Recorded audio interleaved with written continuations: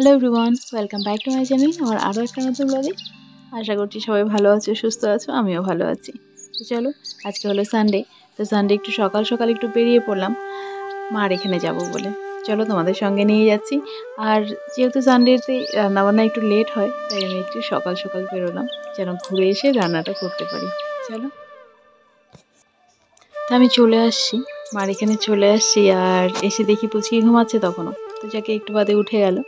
আর আচ্ছা, ওর নাম হলো রাইসোনা। তো রাইসোনা ঘুম থেকে উঠলো, আর দেখো মোবাইলটা ধরলেই কিন্তু ও ঠিক মোবাইলের দিকে তাকায়। আর ওদিকে বীর বাবা দেখো পোজ দিচ্ছে ফটোর জন্য।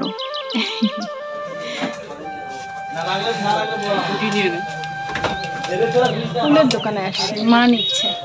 দেখো, মার ওখানে গেলাম, ওখানে খাওয়া দাওয়া করে বৌমনির ওখানে গেলাম, ওখান থেকে বাজারে এসে বাজারেও একটু ঘোরাঘুরি হয়ে গেল। এখন এখানে এলাম, এতক্ষণ মোবাইলটা অন করা হয়নি। ওই যায় না আমাদের দেখা যাচ্ছে। দেখো মা উল নিচ্ছে গোপালের জামা বানাবে। ভালো না এই দোকানের জিনিসগুলো।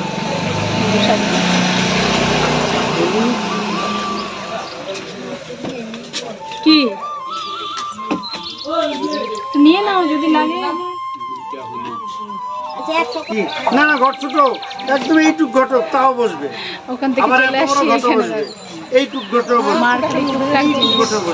কোনো অসুবিধা হবে না। টুকটাকি জিনিসগুলো দেখো, ঘরের কোনায় বাজার, তাও মা একা এসে করে না। এখন আমি আসছি ওই যে ফুটফুট ফুটফুট। আমি কিন্তু নিজের এখনো কিছু নিই, শুধু এই উল্টা নিলাম। তবু এটা নেওয়ার কোনো কথা ছিল না, মা নিল দেখে আমিও নিলাম। আরে তো অন্য কথা হয়ে গেলে এখন যাবো আমি। মার কেনাকাটা কমপ্লিট। হ্যাঁ, বাচ্চা হলো একটা। মার বেশ কিছু জিনিস কেনাকাটা করলো মা, সব গোপালেরই।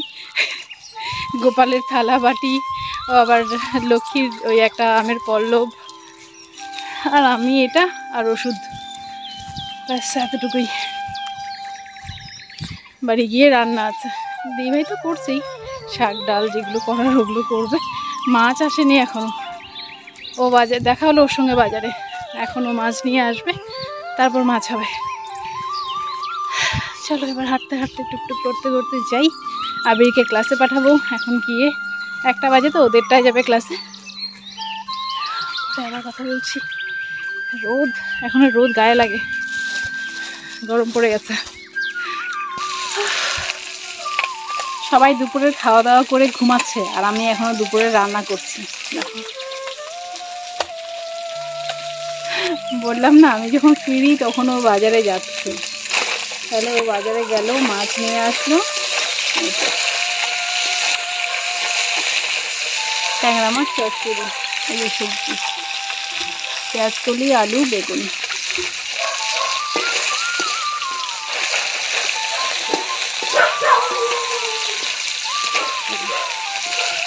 রান্না বান্না কমপ্লিট করি, পরে আবার আবিরকে আনতে যেতে হবে। আবির ক্লাসে গেছে, পরে আসি। আজকে 4টায় বেরোবো, বাচ্চা 2:45। কখন রান্না হবে, কখন খাওয়া দাওয়া হবে, কখন যাবো।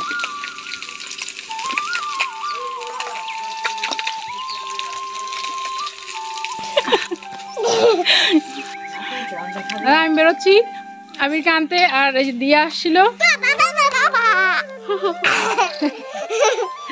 দিয়া আসে আমাকে সাজাবে, মেকআপ ভিডিও করবে। তো আজকে তো আর হচ্ছে না, কালকে করবো। হ্যাঁ, কালকে বিকালে।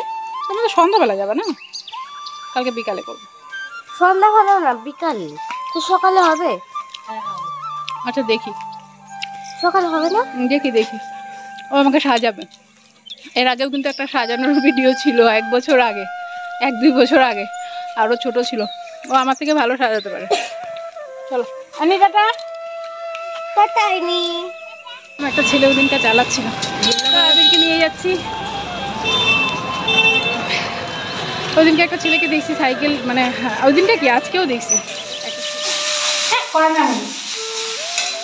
একটু জিরা বানাচ্ছি, পোলাও বলবো না, কারণ কাজু কিশমিশ নেই, তাই তাই আর পোলাও বলছি না, শুধু পেঁয়াজ দিয়ে একটু বাদাম দিলাম, মিষ্টি মিষ্টিই করলাম, পোলাও টাইপই করলাম, কিন্তু কাজু কিশমিশ নেই, শুধু একটু চিনে বাদামটা ছিল ওটাই একটু দিলাম, ওটা দিয়েই করলাম ওর বাবার জন্য। পাঠাবো, আলু নিয়ে যাবে এখন। ভাবলাম রুটি করবো, রুটি করলে আবার ঝামেলা, রুটি করলে আবার তরকারি করতে হবে, ওই জন্য আর রুটি করলাম না, তাই এটাই করলাম। বাবা যা, চেঞ্জ করবি নাকি? চলো। গতকালকে ব্লগটা আর কন্টিনিউ করতে পারিনি, তাই আজকে হলো সোমবার, সোমবারের ব্লগে তোমাদের স্বাগত জানাই। এখন বাচ্চা হলো দুপুর 2টো। আমি অনেক মানে কি বলবো, অনেকটা সাহস নিয়ে আজকে দাঁতের ডাক্তারের এখানে এলাম না। অনেক দিন থেকেই জানো যে আমার দাঁতে ব্যথা, সেই অনেক দিন বলতে অনেক বছর ওষুধ খেয়ে কমে কমে কমে কমে যাকে সেদিন তো 2টো ট্যাবলেট খেয়ে আমার অবস্থা খুব খারাপ, মানে 2টো ট্যাবলেট খেয়ে আর এর সঙ্গে গ্যাসের ট্যাবলেট নিইনি বলে গ্যাস ফোন করে মানে খুবই খারাপ অবস্থা। ভাবিনি ওরকম কোনো দিনে হয়নি, তো ওই ভয়েই এবার আর তারপর থেকে আর ব্যথার ওষুধ আমি খাইনি, এই 2 দিন ব্যথার ওষুধ ছাড়াই ছিলাম। তা আজকে ডাক্তারের কাছে ফাইনালি চলে এলাম। এখনও আছে, আরও 2-3 জন পেশেন্ট আছে এখনও, তারপর আমার নাম্বার, দেখা যাক কী হয়। অ্যাকচুয়ালি ব্যথার ওষুধ খেয়েও কম, মানে ব্যথাটা এখন আর কমছেই না, তাই আসতেই হলো বাধ্য হয়ে। চলো উপরে যাওয়া যাক। আবির আসছে আমার সঙ্গে, উপরে ও বসছে উপরে। আমি ভাবলাম না ব্লগটা শুরু করি, বাড়ি থেকে বেরোলাম আর মানে মানে এতটা ভয় লাগছিল না, ব্লগই শুরু করিনি আমি। তো এখানে আসার পর একটু ভয়টা কাটলো, আরও বেশ কজন আছে, তো চলো যাওয়া যাক। ওখানে তো ভিডিও করা যাবে না, আবার ডাক্তারকে দেখাবো, তারপর আবার কথা বলবো। জায়গাটা একদম ঠান্ডা ঠান্ডা একদম।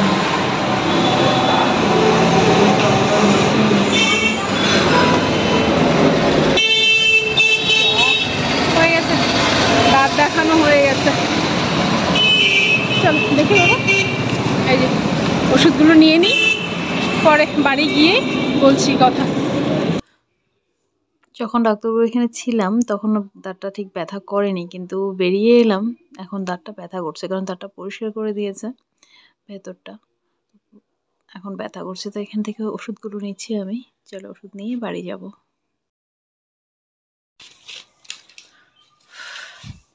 বাড়ি ফিরে খাওয়া দাওয়া করে বসলাম, আর আমার দাঁতের যে অবস্থা, আমি তো শুধু ভাবতাম ভালো দাঁত ব্যথা করছে, কিন্তু ভালো দাঁত আর ভালো দাঁত কি আর ব্যথা করে, সেটা ডাক্তারের কাছে গেলেই বোঝা যায়।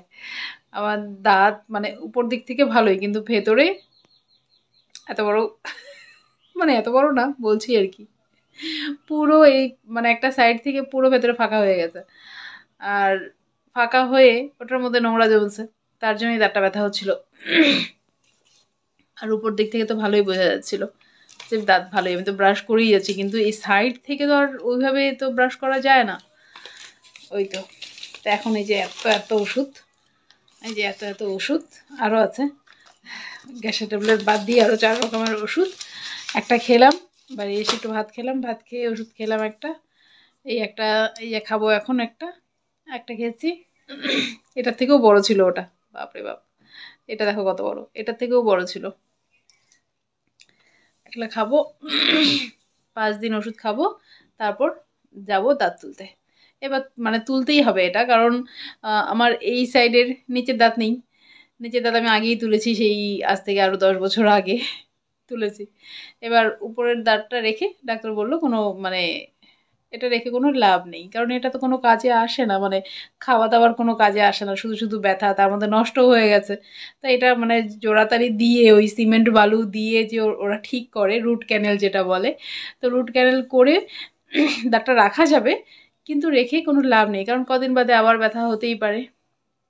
তাই বললো এটা তুলে ফেলাই মানে কাজ, বুদ্ধিমানের কাজ হবে তুলে ফেললে। তাহলে ভালো কথা, তুলে ফেললেই সব থেকে সোজা। বাবা এই রুট ক্যানেল করতে ভীষণ ঝামেলা। দিভাই করলো একটা রুট ক্যানেল, দিভাই রুট ক্যানেল করতে অনেক দিন আগে করেছে, আর দিভাই করেছিল কোচবিহার থেকে, কদিন বাদেই কোচবিহার যেতে হতো, তারপরে আবার ওটা মানে অনেক ঝামেলা ওটা করা। পরিষ্কার করতো, আবার কি সব দিত, দিয়ে পরিষ্কার করে টোরে মানে অনেক টাইমও নিত আর খুব অসুবিধাও হতো, তাই তুলে ফেলাই ভালো। চলো এই তো এবার ওষুধপত্রগুলো খাই। যা ব্যথা হাত আমাদের মানে ভেতর থেকে নোংরা নোংরা বের করে দিল, বের করে জল দিয়ে পরিষ্কার করে দিল, কিন্তু ব্যথা তো হচ্ছে, তো ওষুধগুলো খেলে কমবে। আর ডাক্তারবাবু মানে একটা স্যাম্পলও ছিল ব্যথা আর কি, যদি বেশি ব্যথা হয় তাহলে সেটা দিয়েছে ওটা খাওয়ার জন্য। একদম অতিরিক্ত ব্যথা হলে, কম ব্যথা হলে খেতে না করেছে, বলছে এগুলোই খান, এগুলো খেলেই ঠিক হবে, তবুও যদি ব্যথা করে তাহলে ওই ওষুধটা খেতে। যাকে আমি সেদিন 2টো ট্যাবলেট খাওয়াতে আমার যে অবস্থা হয়েছিল, মানে গ্যাসের ট্যাবলেট না খেয়ে, ওটা আমারই ভুল ছিল। মানে 2টো ব্যথার ট্যাবলেট খেয়ে গ্যাসের মানে ব্যথার ট্যাবলেট খেলে তো গ্যাসের ট্যাবলেট খেতেই হয়, কিন্তু আমি খাইনি। ঘরে ছিল না যে তা না, কিন্তু আমি ভুলবশত খাইনি, ওই জন্যই রাতে আমার ওই অবস্থা হয়, মানে গ্যাস ফর্ম করে। আমি মানে প্রথমে তো মানে ভাবলাম যে খাওয়ার থেকেই আমার অমন হয়েছে, কিন্তু পরে খেয়াল করলাম যে না, মানে খাওয়া তো আছেই, তার সঙ্গে আমি যে 2টো ব্যথার ট্যাবলেট খেয়েছি তার সঙ্গে গ্যাসের ট্যাবলেট খাইনি, সেটা বেশি এফেক্ট করেছে। যাকে চলো যা বলার বলে দিলাম। আর আজকে আর এখন তো একটু ওই যে ওষুধটা খাবো, খেয়ে একটু রেস্ট করবো। টাটা। কেমন? কালকে আর আজকে ব্লগ মিলে আজকে ব্লগ যাচ্ছে। আসছি, সবাই ভালো থেকো, সুস্থ থেকো। আর সত্যি অল্পতেই মানে ডাক্তারের কাছে যাওয়া ভালো। এই আমি তো আমার নিজের দোষে আমি যাইনি ডাক্তারের কাছে, নিজের ভয়ে, মানে ভয়কে জয় করতে শিখতে হয় কথায় আছে, কিন্তু আমি আমার নিজের ভয়েই আমি যাইনি এতদিন ডাক্তারের কাছে, কিন্তু গেলে তো নিজেরই ভালো হতো। তা এই যে ব্যথা, এই এতদিন থেকে ব্যথা ব্যথা একটু সহ্য করতে পারতো না, যা ব্যথা ভুগলাম। চলো আসছি, কেমন? ব্লগটা এখানে শেষ করছি, আবার নতুন ব্লগ নিয়ে আসছি খুব শিগগির। ভালো থেকো, সুস্থ থেকো। চ্যানেলে যদি নতুন হয়ে থাকো তাহলে চ্যানেলটা সাবস্ক্রাইব করে পাশে থেকো আমার সারাদিনের খুঁটিনাটি জানার জন্য।